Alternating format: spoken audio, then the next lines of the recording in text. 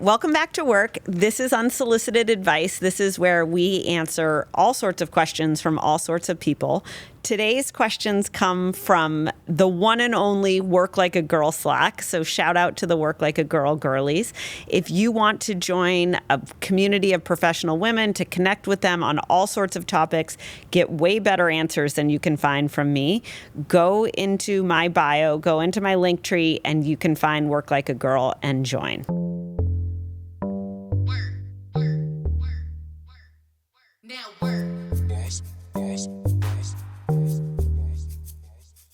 This question is, how do you handle jealousy from a partner? And how do you handle a grown man loving an entertainer more than his own wife? That second one is funny. There were a lot of guys in my Barstool time who were just like obsessed with Dave Portnoy. And I was like, how does that work in your relationship? You're just like at the beck and call on the internet whenever this guy posts something. Like, how's that work at home? But let's talk about the jealousy thing for a second. So I think one funny thing I'm seeing a lot of on the internet, and maybe it's just in my feed, is that women are really getting riled up and kind of not coaching one another, but kind of like cheering on one another or making statements about how women should not be expected to be the moms, the wives, the sisters, the maids, the cooks, the cleaner for their man. Like, there's a lot of, I don't know if you guys are feeling this, but there's like a lot of energy around this right now. There's someone said the other day that like the new gold digger is a man looking for a wife who works. Like, and I think part of it is really true and on to something where there is an emotional imbalance a lot of times in relationships. I think all types of relationships, not just heterosexual relationships, but in particular in heterosexual relationships. I also think there can be there's changing definitions or changing perceptions on power. You know, like you're seeing the trad wife movement, and then you're seeing like the girl boss movement, and like it's very confusing for everyone. And I think your partner or your spouse and you come to the table with a lot of baggage and possibility, but a lot of perceptions about what women are supposed to do, what men are supposed to do, what women are supposed to take care of, what men are supposed to take care of. Like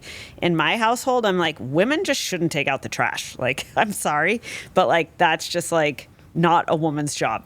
Now, that's a ridiculous thing to say. And of course I take out the trash, but like, everybody comes to the table probably from where they grew up and how they were raised or what they were exposed to with what the other person is supposed to be doing. I think the most important thing is that you have a relationship of mutual respect, that you have a relationship of love, that you have a relationship with a shared vision and a shared goal for what you're trying to accomplish together. And a lot of times I think couples get lost in that journey. I am not one to give relationship advice, but I do think that if you and your partner have a shared vision of where you're going and a shared belief in how you're going to get there, and you're checking in with one another along the way, it can make a lot of the resentment or jealousy or bad feeling or disharmony, like it can make a lot of that stuff go away. And I think that's important. I think if your spouse is jealous that you make more money than your spouse, then I think you got to call it. You got to be like, hey, you're acting like you're resentful of what I do, or you're resentful, or you have uncomfortable feelings about the money I make. I think a lot of times in the absence of a vision and a purpose, it's very easy to get petty on what everybody does or doesn't do every day. And there are more and more women in the workforce. There are more and more women who are earning more than their partners. There are more and more women who are the breadwinners for their families. And that takes a little bit of renegotiation of the stereotypes of who's supposed to do what and what being a man means, or what being a woman means, or what being a partner means. So I think it's really good to talk about that stuff, to call it, to put it on the table, to talk about where you're trying to go and how each one of you contributes to getting there. To be honest, I think it's a lot of the same of navigating a relationship with a partner at work or with really anyone about anything. Where are we trying to go? What do I bring to the table? What do you bring to the table? And how are we going to align with one another to do it? Now work. The second question comes from my girl, Jersey. Jersey's side note has gotten me to buy a lot of supplements. She should be in supplement sales. I'm deep into the hair supplements complement of Jersey. So you can tell me if you're watching this how my hair looks, which is probably not good.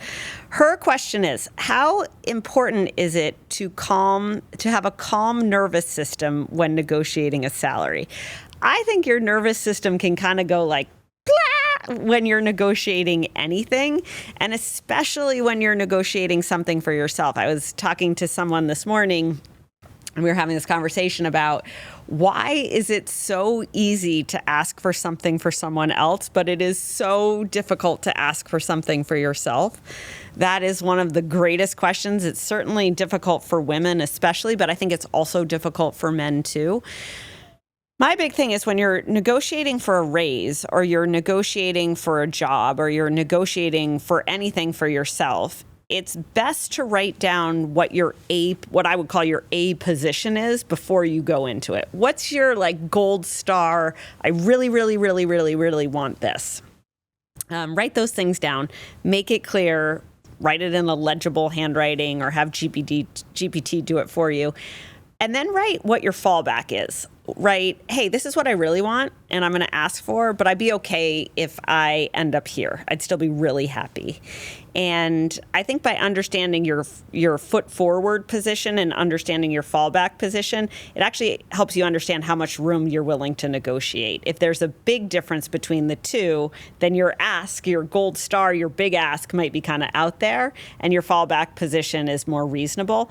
If they're really close together, it means you're actually not willing to negotiate all that much. And I think the most important thing before you go into a negotiation is to know what you are asking for.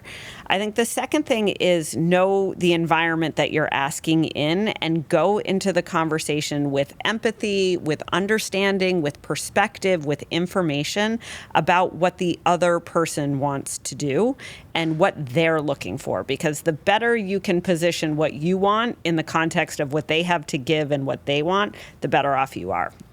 And then in terms of calming your nervous system, because you've gotten all of that written down, because you got a good night's sleep, because you're wearing something that's comfortable, that you feel good in, because you put yourself in a position when you ask that there's no distractions, you're not feeling chaotic, you're not feeling stressed, you're not feeling rushed, it can help you be more squared up to the situation. So like, this is so stupid, but when I'm negotiating or I'm asking for something, I try to sit up straight in my chair. Literally, I try to sit up straight and like get my like core centered and like ready to go.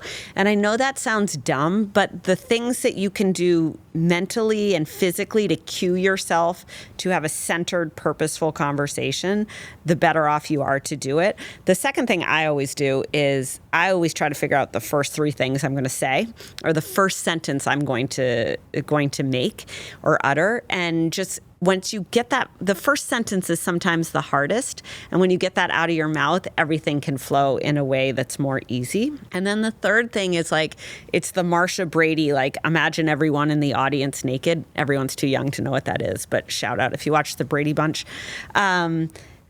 What's the worst that can happen? You ask, they say no, you're like, screw you, I'm going to leave. Or you ask, they say no, you're like, okay, fine, I'm okay with that. Like, what's the worst? Like, it's such a luxury to be in a position where you're asking for more for yourself. How grateful are you that you're in this position where you can attain more for yourself? And there is nothing to be afraid of. And keep repeating that to yourself because I think that will calm you more than anything else. Now work. All right, third question. How do you navigate situations in the workplace where men have inherently easier time connecting to one another because they are guys being dudes? This comes from Casey in the Work Like a Girl Slack. All right. I think that's a little presumptuous, which is just because guys are dudes doesn't mean that they actually have an easier time connecting. They just might have a more obvious or superficial way to do it. I think it is not inherently harder for women to connect with people in the workplace than men. I do think when you're a woman and it's all men, it can be harder to connect because you're just naturally different. And in that regard, I wouldn't disparage the guys. I would just find, like, what is the connection point that you're going to have with them that makes sense? Like, I remember this when Barstool was part of Penn, like, I was with men all the time. Like, it was just always men. Barstool was kind of always men. The Barstool were like, they were my men. So like that was a little bit different. But I always I wasn't going to talk about baseball. I hate baseball. Like, I didn't care about baseball. I wasn't going to talk about golf. I don't golf. I hate golf. I wasn't going to talk about craft beers. I don't like craft beers. Like, there was none of that stuff that I was going to talk about. But what I did like to talk about was work. And what I did like to talk about was the future. And what I did like to talk about what was possible and what we could do together. And sometimes it's okay for just the connection to be about the work, not about all the other stuff around work. I think if you're friendly, I think if you look people in the eye, I think if you talk to people like they're human beings, I think if you can listen and engage and be calm and courteous and fun in doing that, it's easy to create a connection with people. But you don't need to love football because you work with all guys and that's what they talk about. And same if you're a guy working with all girls. Like, you don't have to care about Sephora and makeup or clothing or yoga class or whatever, cooking, whatever the stereotypes of what men and women are interested in. You don't have to do any of that. I think if you can be yourself at work, if you can be open to other people, if you can be genuinely curious in who they are and what they do, it helps you see people as humans and it helps you make a human connection. And when all else fails, make the connection about work. Now work. So that's it. Thank you for listening to Unsolicited Advice. You can follow the Work Podcast on our Substack. You can follow me on Instagram at Erika. You can follow me everywhere else at Erika _. You can follow Work Like a Girl in our Slack or on our newsletter. And you can watch this anytime you want on YouTube.